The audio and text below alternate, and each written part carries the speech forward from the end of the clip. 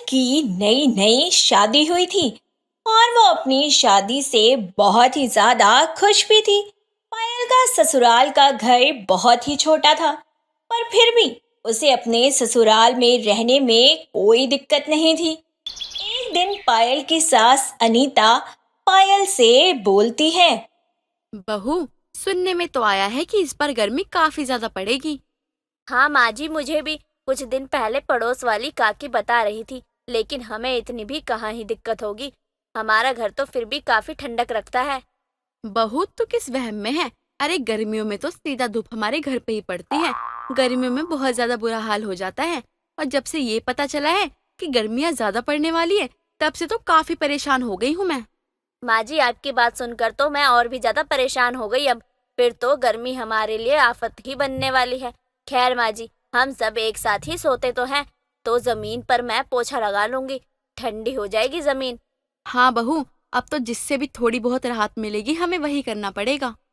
माँ जी, मेरी शादी तो सर्दियों में हुई थी और मैं सर्दियों में ही ससुराल आई थी, तो मुझे अब तक का पता नहीं है कि यहाँ पर गर्मी से कैसे झेला जाता है।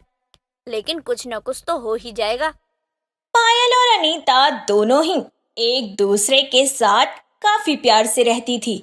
दिन निकलते जा रहे थे और गर्मियां शुरू हो जाती है। गर्मियां शुरू होते ही सास बहू में काफी तानेबाजी होने लगती है। ऐसे ही एक दिन नल से काफी गर्म पानी आ रहा होता है और पायल को नहाना था। तभी पायल बोलती है। मुझे तो नहाना भी है और पानी इतना गर्म है, मैं नहा भी नहीं पाऊंगी इतने गर्म पानी से। अरे हाँ, मैंने तो कल फ्रीजर में बर्फ जमाने के लिए रखी थी ना, अब तक तो वो बर्फ जम गई होगी। एक काम करती हूँ, वो बर्फ मैं इस पानी में डाल देती हूँ, पानी थोड़ा बहुत ठंडा हो जाएगा। पायल फ्रिज से बर्फ लेकर आती है और उसे पानी में डाल देती है। लेकिन तभी वहां अनीता आ जाती है और पानी में हाथ डालकर देखती है तो पानी काफी हद तक ठंडा था। अरे आज का दिन तो काफी अच्छा है। दिन में तो थोड़ी सी चिपचिपी सी गर्मी और ठंडा पानी मिल गया नहाने के लिए। एक काम करती हूँ, मैं जल्दी से नहा लेती हूँ। गर्मी के मारे तो मेरा दिमाग ही खराब हो रहा है बस। अनीता उस पानी से नहाने लग जाती है। जब पायल वहां आती है तो बाथरूम का दरवाजा बंद होता है। कुछ देर बाद अनीता बाथरूम से बाहर आती है। पायल बाल्टी में देखती है तो सारा पानी खत्म हो चुका था। यह देखकर पायल को बहुत गुस्सा आता है और वह अपनी सास पर चिल्लाते हुए बोलती है। माँ जी, ये क्या बदतमीजी है। मैंने इस पानी को बर्फ डालकर ठंडा किया था और आपने इस पानी से नहा लिया। अब टंकी के गर्म पानी से मैं नहाऊंगी क्या? तो इसमें मेरी क्या गलती है बहू? मुझे कहाँ ही पता था कि ये पानी तूने अपने लिए रखा है। मुझे तो बहुत गर्मी लग रही थी, शरीर पूरा चिपचिपा हो रहा था और मुझे ठंडा पानी मिला तो मैंने नहा लिया। मैंने नहा लिया? अरे माँ जी, जब आपको पता नहीं था तो एक बार पूछ लेती ना, पूछने में क्या घिस जाता।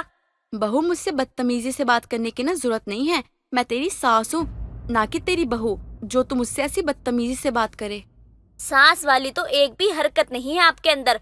बहू इतनी गर्मी में पसीने में घर के काम कर रही है, और जब बहू ने अपने लिए पानी ठंडा करके रखा तो बड़ी जल्दी आकर नहा लिया आपने। अब तो मैं यही कहूंगी, मैंने जानबूझकर ही किया है। अच्छा है, तुझे ठंडा पानी नहीं मिलेगा नहाने के लिए। मुझसे जवान मत लड़ा। मैं तुझे इस घर में बहू बना के लाई हूँ, तो अपनी हद में रह। अनीता और पायल में अब छोटी छोटी बातों को लेकर तू मैं होने लगती है।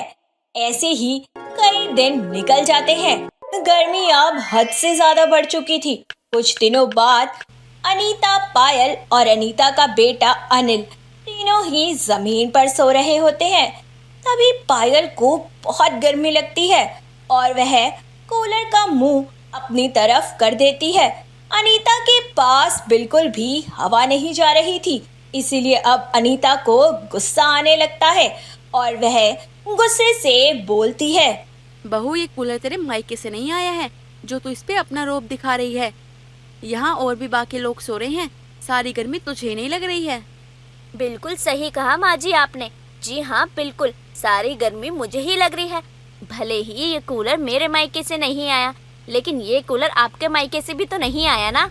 देख रहा है ना अनिल तू, तेरी बीवी मुझसे कैसी बातें कर रही है? दिख तो रहा ही होगा अनिल जी को कि उनकी माँ कितनी बड़ी लड़ाकू है। तू मुझे लड़ाकू कह रही है? बहू, तेरी जुबान को ज्यादा ही कैची की तरह आजकल चलने लगी है। अरे बस करो आप दोनों। गर्मी में काम मैं करता हूँ, पूरे दिन धूप में मैं जलता हूँ, और जब घर आता हूँ तो आपकी बात सुन के और ज़्यादा तप जाता हूँ। अरे गर्मी ना सबके लिए बढ़ी है, सबको लगती है। मैं कूलर को बीच में कर रहा हूँ, आओ सब बैठो एक साथ। लेकिन हाँ, कोई कुछ नहीं बोलेगा। अनिल की बात सुनकर दोनों सास बहू चुप हो जाती हैं, लेकिन अब भी बात खत्म नहीं हुई थी। तेज गर्मी की वजह से दोनों सास बहू का पारा चढ़ता ही जा रहा था और दोनों बिना बात के ही एक दूसरे से बहस करने लगती हैं। एक दिन लाइट चली जाती है और दोनों सास बहू का पसीने से बुरा हाल हो जाता है। तभी पायल अपनी सास के पास जाकर बोलती है, माँ जी, बहुत ज्यादा गर्मी हो रही है। मेरा तो गर्मी की वजह से बुरा हाल हो रखा है। खाना भी बनाना है, आप मेरी मदद कर दीजिए ना। दोनों साथ में खाना बनाएंगे तो जल्दी खाना बन जाएगा। बहू, तू पागल हो गई है क्या? मेरी शक्ल देख, मैं मुंह धो के नहीं आई हूँ। ये पसीने हैं मेरे, जो ताजे ताजे आ रहे हैं, वो भी गर्मी की वजह से। और तू बोल रही है इस गर्मी में मैं तेरे साथ रसोई में जाऊं और खाना बनाऊं? मुझसे रसोई में नहीं जाया जाएगा। माँ जी, गर्मी तो मेरे लिए भी उतनी ही है ना जितनी आपके लिए है। थोड़ी देर में अनिल जी भी आ जाएंगे। खाना तो बनाना ही पड़ेगा ना, और साथ में बनाएंगे तो जल्दी ही बन जाएगा। बहू, तेरी जिम्मेदारी है, तू देख ले कैसे खाना बनाएगी, क्योंकि तू मुझसे तो कोई उम्मीद रखी हो मत। मुझसे उम्मीद करना ही बेकार है। हाय गर्मी, भगवान जी लाइट तो भेज दो कम से कम। ठीक है, जब आप मेरी मदद नहीं करोगी खाना बनाने में तो मैं खाना नहीं बना रही हूँ। हाय गर्मी करते रहो, जैसे दुनिया की सारी गर्मी आपके गले ही पड़ गई है। हाँ बहू, पड़ ही गए है गले, लेकिन गर्मी नहीं बल्कि कम अकल वाली बहू। जा जाके खाना बना। खाना तभी बनेगा जब आप भी मेरा साथ दोगी। मैं अकेले रसोई में पैर तक ना रखूं। खाना बनाना तो दूर की बात है। फिर तो आज सब भूखे ही रहेंगे। दोनों ही गर्मी का रोना गाते रहते हैं और कोई भी खाना नहीं बनाता है। कुछ देर बाद लाइट आ जाती है, लेकिन तब भी खाना नहीं बनता है। अनिल घर पर आ जाता है। हाथ मुंह धोने के बाद अनिल खाना खाने बैठता है तो उसे खाना नहीं मिलता और अनिल दोनों से बोलता है, ये क्या है, आज खाना क्यों नहीं बना है? अपनी पत्नी से पूछ। पत्नी से क्यों, माँ से क्यों नहीं? अरे आप बाहर का काम करते हो, मैं घर का काम करती हूँ। माँ जी तो घर में ही रहती है ना। आज लाइट चली गई थी, माँ जी मेरी मदद ही नहीं कर रही थी खाना बनाने में। माँ जी ने अगर मेरी मदद नहीं करी तो मैंने भी नहीं खाना बनाया। फिर मुझे जरा भी बहस नहीं करनी है। सास बहू को ना गर्मी से क्या परेशानी है, एक दूसरे से क्या दिक्कत है, मुझे नहीं जानना है। और मैं बहुत परेशान भी हो चुका हूँ, इसलिए ना दोनों का बंटवारा कर रहा हूँ मैं। तुम अपना देखो और माँ आप अपना देखो, दोनों अपना अपना देखो कि क्या करना है। अनिल सास बहू का बंटवारा कर देता है, जिसके बाद 2 दिन तक दोनों सास बहू काफी खुश रहती हैं।